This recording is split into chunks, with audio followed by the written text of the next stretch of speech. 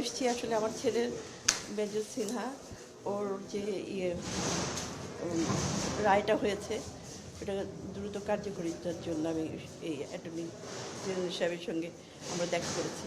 বাকিটা আমার মেয়ে বলবে, হ্যাঁ মেয়ে বলবে বাকিগুলো কি কথা হয়েছে কি না। কি কথা হয়েছে উনি আসলে কি বললেন আপনাদেরকে? মাসুদ ভাইকে আসেন।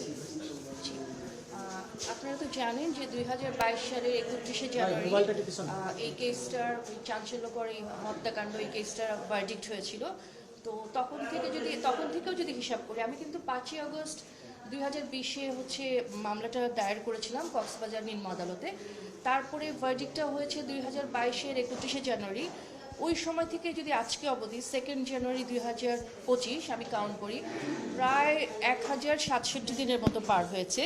কিন্তু উচ্চ আদালতে আসলে আপনারা হয়তো জানেন উচ্চ আদালতে খুব একটা মুভ করেনি মামলাটা। হ্যাঁ, তো মূলত আমরা এসেছি যে রায়টা তো অলরেডি হয়ে গিয়েছে নিম্ন আদালত থেকে, উচ্চ আদালতে যেন দ্রুত রায়টা কার্যকর করার জন্য ব্যবস্থা নেওয়া হয় সেই জন্য এসেছি। শুনানি হয় যে প্রসিজিওরগুলো আছে আইনি প্রক্রিয়া গুলো শেষ করে যেন দ্রুত এক্সিকিউশন হয়, মূলত সেই জন্যই আমরা এসেছি।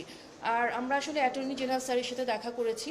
তো স্যার আমরা খুবই আনন্দিত যে স্যার আমাদেরকে আসলে সর্বাত্মক সহযোগিতা করার জন্য আশ্বস্ত করেছেন এবং উনি কিছু আসলে ডেথ রেফারেন্স কিছু নাম্বার চেয়েছেন আমাদের কাছে, অ্যাপিল নাম্বার, এগুলো যদি আমরা প্রোভাইড করি স্যার বলেছেন যে যত দ্রুত সময়ের মধ্যে সম্ভব এটা ওনারা চেষ্টা করবেন যে এটাকে যাতে কার্যকর করা যায় এবং একটা দৃষ্টান্তমূলক ব্যবস্থা যেন দেশের মানুষজন দেখতে পারে, যেটা মানুষ প্রত্যাশা করে আছে এবং উনি আসলে ওনার অফিসকে ওই জন্য অ্যাসাইন করেছেন। আমরা আন্তরিকভাবে স্যার এবং স্যারের যে টিম আছেন তাদের সবাইকে ধন্যবাদ জানাচ্ছি আমাদেরকে আশ্বস্ত করার জন্য, কারণ দিন শেষে আমরা কিন্তু ভিকটিম পরিবার, আমি, আমার বোন, আমার মা এবং শুধু আমরা নই, দেশের মানুষেরও কিন্তু মেজর সিনহা ভাই, তারাও কিন্তু প্রতিনিয়ত